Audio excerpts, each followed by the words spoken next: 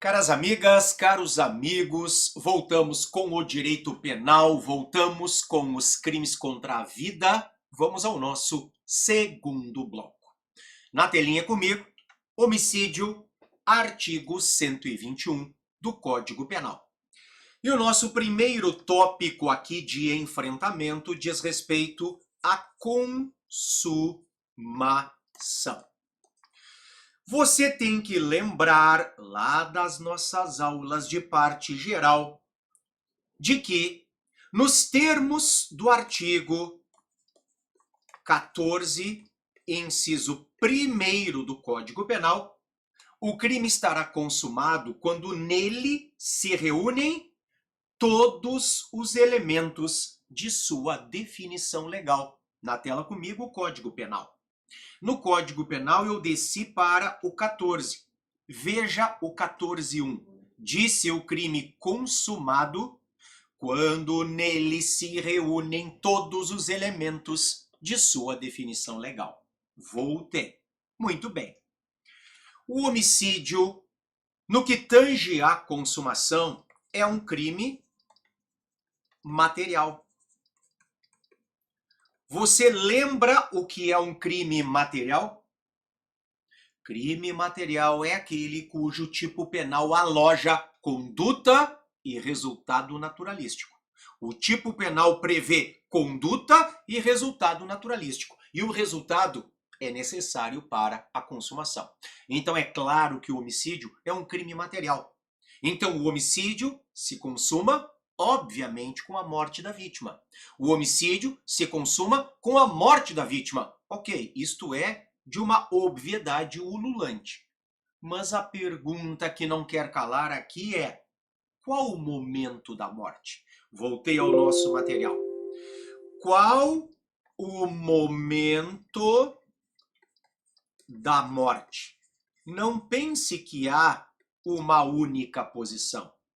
Quando o coração cessa os batimentos cardíacos, quando não há mais ar nos pulmões, quando da morte encefálica, qual o exato momento da morte?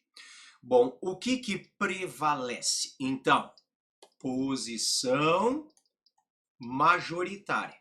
Você já sabe que há outras, mas a posição majoritária passa pela lei dos transplantes.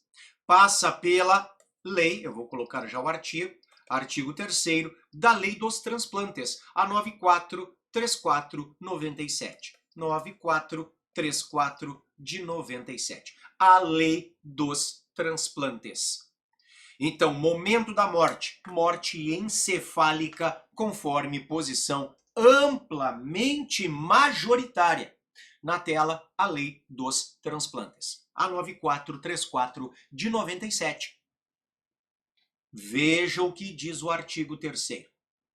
A retirada pós-mortem de tecidos, órgãos ou partes do corpo humano destinados a transplante ou tratamento deverá ser precedida de diagnóstico de morte encefálica, constatada e registrada por 2 médicos não participantes das equipes de remoção e transplante, mediante a utilização de critérios clínicos e tecnológicos definidos por resolução do Conselho Federal de Medicina. Está aqui, artigo 3º da Lei dos Transplantes. Então, diagnóstico de quê? De morte encefálica. Diagnóstico de morte encefálica. Voltei aqui.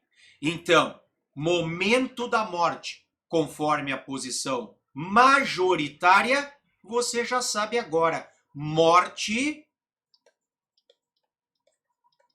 encefálica.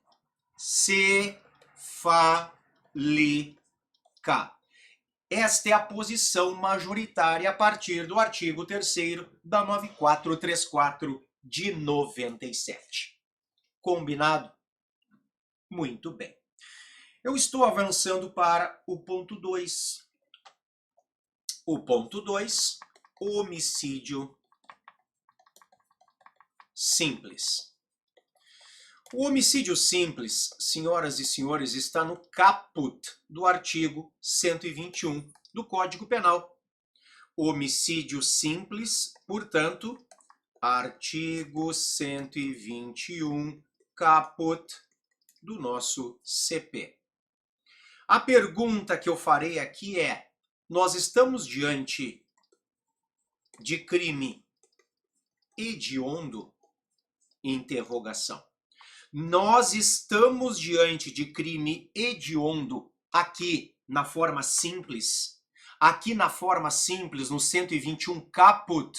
Bom, vamos ao matar alguém do caput do 121, para que você veja que a punição é reclusão de 6 a 20 anos e depois ingressamos na lei dos crimes hediondos. Eu vou te mostrar que o homicídio simples só é crime hediondo em um caso. Só em uma hipótese. Grupo de extermínio. Quando praticado em atividade típica de grupo de extermínio, ainda que cometido por um só agente. Então, primeiro, Código Penal, vem para a tela. Código Penal na tela. Eu estou descendo ao 121. Matar alguém. Reclusão de 6 a 20 anos. E eu perguntei, é crime hediondo? A resposta está aqui na Lei dos Crimes Hediondos. A Lei 8.072 de 90, lembrando que lá no nosso módulo de legislação penal especial aqui do Criminal Lab, você tem a minha aula de crimes hediondos. Combinado? Vem comigo. Lei 8.072 de 90, Lei dos Crimes Hediondos. São considerados hediondos os seguintes crimes, todos tipificados no Decreto-Lei 2848, que é o Código Penal, consumados ou tentados. Veja a primeira parte do inciso 1º, o que eu estou grifando aqui. Homicídio, artigo 121. Este é o simples. Quando praticado em atividade típica de grupo de extermínio, ainda que cometido por um só agente. Está aqui. Só neste caso, voltei ao nosso material para deixarmos registrado. Crime hediondo? Só na hipótese de grupo de extermínio. Só na hipótese de grupo de extermínio. Qualquer outra hipótese de homicídio simples, claro que é crime, mas não haverá a hediondez. Não haverá a incidência das consequências gravosas da Lei 8.072 de 90. Vamos colocar aqui no nosso material, só na hipótese de grupo de extermínio. Artigo 1º, inciso 1º, primeira parte da Lei 8.072 de 90, a Lei dos Crimes Hediondos. Então, o homicídio simples é um crime hediondo só na hipótese de grupo de extermínio. Vamos fazer de novo a leitura. Eu voltei para a Lei 8.072 de 90, a Lei dos Crimes Hediondos. Artigo 1º, são considerados hediondos os seguintes crimes, todos tipificados no Código Penal, consumados ou tentados. Vamos lá. Homicídio. Artigo 121. Quando praticado em atividade típica de grupo de extermínio, ainda que cometido por um só agente. Só haverá hediondez no homicídio simples na hipótese de grupo de extermínio. Combinado? Voltei ao Código Penal. Depois do caput, nós temos um caso de diminuição de pena no parágrafo 1º. Então, será o nosso ponto 3. Voltei ao material, avancei para o ponto 3. Homicídio privilegiado. O homicídio privilegiado. Parágrafo 1º do artigo 121. Então, estou colocando aqui, artigo 121, parágrafo 1º do Código Penal. Nós temos aqui causas especiais de diminuição da pena. Causas especiais, deixa eu abrir a minha telinha aqui, de diminuição da pena. Portanto, você já sabe que este parágrafo primeiro é trabalhado pelo juiz na terceira fase do critério trifásico de fixação da pena privativa de liberdade. Lembre comigo, quando nós lá na parte geral, aqui no módulo de direito penal, trabalhamos a pena, a fixação da pena privativa de liberdade, eu te dizia lá atrás, o artigo 68 caput do Código Penal adota o critério, o modelo Nelson-Hungria, o modelo trifásico. Dentro deste procedimento dosimétrico, o modelo trifásico. Na primeira fase, nós temos a pena base. Na primeira fase, o juiz enfrenta as 8 circunstâncias judiciais do artigo 59 do Código Penal. Culpabilidade, antecedentes, conduta social, personalidade do agente, motivos do crime, circunstâncias do crime, consequências do crime e comportamento da vítima. Na segunda fase, pena provisória ou intermediária, o juiz enfrenta as agravantes e as atenuantes. E na terceira fase, a fase da pena definitiva, as majorantes ou causas de aumento e as minorantes ou causas de diminuição. Aqui nós temos causas de diminuição. Bom, vamos analisar as 3 privilegiadoras deste parágrafo 1º do 121. Vamos lá. Eu estou avançando. Privilegiadoras do parágrafo 1º. Aqui nós temos, senhoras e senhores, 3 privilegiadoras. Nós temos o motivo de relevante valor social. Nós temos o motivo de relevante valor moral.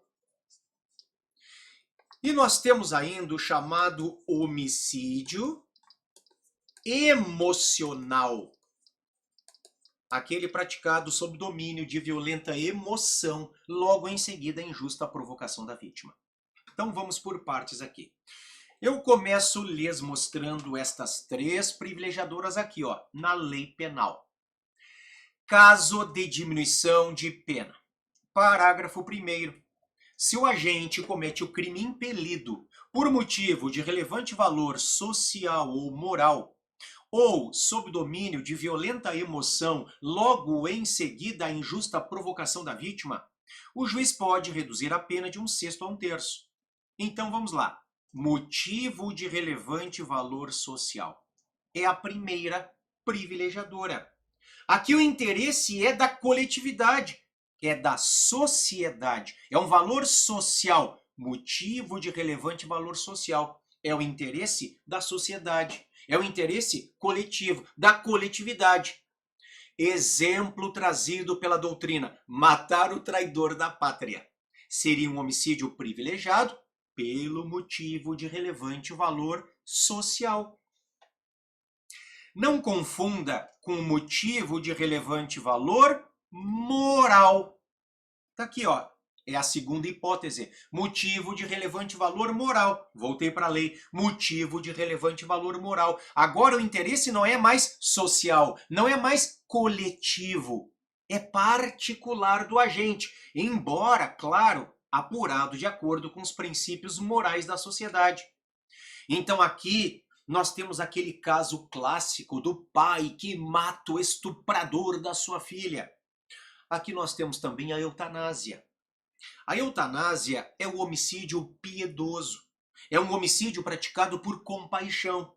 Muitas vezes em face de um ente querido, para aliviar este ente querido, que está com uma doença terminal, de dores terríveis provocadas por esta doença. A eutanásia, é um exemplo de homicídio privilegiado pelo motivo de relevante valor moral. Ok? E nós continuamos no próximo bloco.